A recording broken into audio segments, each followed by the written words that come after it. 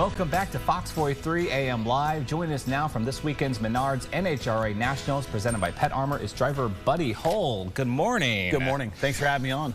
It's been such a pleasure having you here at the studio so far. I'm glad now we finally get to talk a little bit more.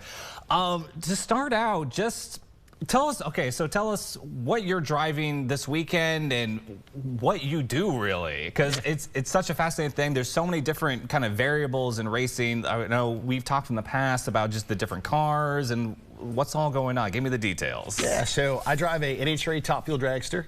It is actually the fastest accelerating vehicle on this earth. We go from 0 to 330 miles an hour in sub 3 seconds. Wow. Yeah, very aggressive, 11,000 horsepower, wheelbase is 300 inches long. The engine we use is based off an original 426 Hemi that's evolved over the years, and we've kind of beefed up the products, if you will, to be able to withstand that kind of horsepower. But you know, if you've never seen one of these things, it is the coolest thing on the planet. You know, it literally shakes the earth. And we have a clip of one of your races. I think you said we were talking from last year at St. Louis, right? Yep. Yeah, Colin, go and play that clip real fast. And there you are, just flying by. Yeah, yep. And so, yeah, tell us about this race now. That was, you raced at what, 3.82 seconds that was? Yeah, so, you know, I actually remember that run. That was a 382 at, I think, 318 miles an hour. And that was in St. Louis last fall. And, you know, as you can see in the video, you know, big old header flames, and TV doesn't do it any justice. If you really want to get a true experience of what a top fuel engine really sounds like and what the car looks like going down the track, you got to come out. It's very true. I actually, for our audience's benefit, I had to cut the volume down because we would have broken everybody's speakers right there. Yep. How do you do it now? 'Cause we were talking earlier about you're a crazy person, I think, to put yourself in a 300-mile-per-hour car and to fly down the road like that. What does it take to do this kind of job? Well, you know, there's a certain skill set involved, but with that skill set also comes a mindset. You know, I live my life by fear none, respect all, and so that's how I, you know, view my race car, and that's how I drive my race car. I've been driving cars for 15 years in terms of race cars, and I've worked my way up to that point. And again, it's, you know, kind of by the seat of the pants. So, you know, as you're going down the racetrack, you don't have any time to think about reacting. So your experience in the past allows you to react in terms of how you drive the car. You know, which direction you're moving the steering wheel to keep it in the center of the track, and if the car, you know, blows up, you know, get your foot off the pedal, or if it drops a hole, get your foot off the pedal, or when it shakes, get your foot off the pedal, or it smokes the tires. There's a lot going on real quick. And if you can imagine, you know, covering 1,000 feet in less than 4 seconds, if you don't have that experience and you're not fully prepared for that, it's probably a bad idea. Yes, I think it is definitely a bad idea right there.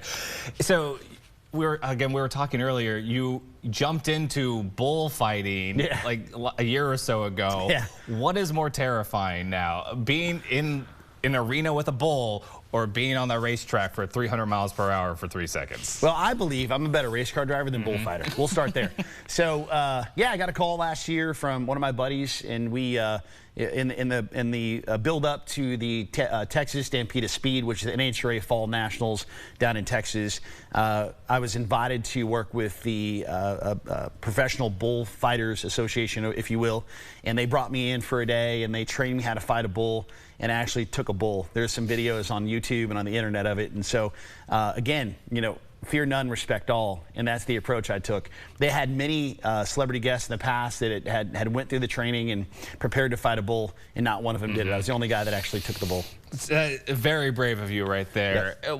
And so, yeah, obviously courage just runs through your veins right now, it seems like. What got you into racing to begin with? Like, I think you said earlier you were, like, what, a businessman before that. Is that right? Well, you know, I'm a third-generation drag racer. Okay, so it's in your blood then. Yeah, it's in my blood. My family started in the late 50s. It was my great-uncle Reggie who started our family, and then my father and my uncle continued on that path and started taking me to the racetrack when I was a real young man. And I just kind of grew into it, you know. But there were some years there where I strayed away from drag racing and was involved in professional powerlifting and Highland Games. And then when I decided that my body couldn't take that anymore, I had to fulfill a competitive nature.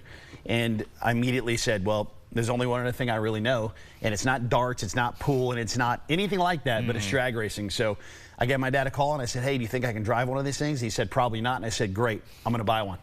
Perfect. And that's what I did. I love it.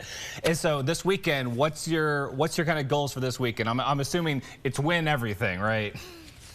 Yeah, you know, we struggled the first part of the season with issues with our clutch department, if you will. So we've done a great job at figuring that out. And so the goal for us this weekend is go out there and run the best we can, you know, and qualify and hopefully the top half of the field and go some rounds on Sunday. That's always our goal. That's wonderful. So when will people be able to watch you at the race over this weekend? You'll be racing, I believe, I know we talked about it earlier. What was it? So it's a Friday, Saturday, Sunday event. Friday and Saturday are qualifying.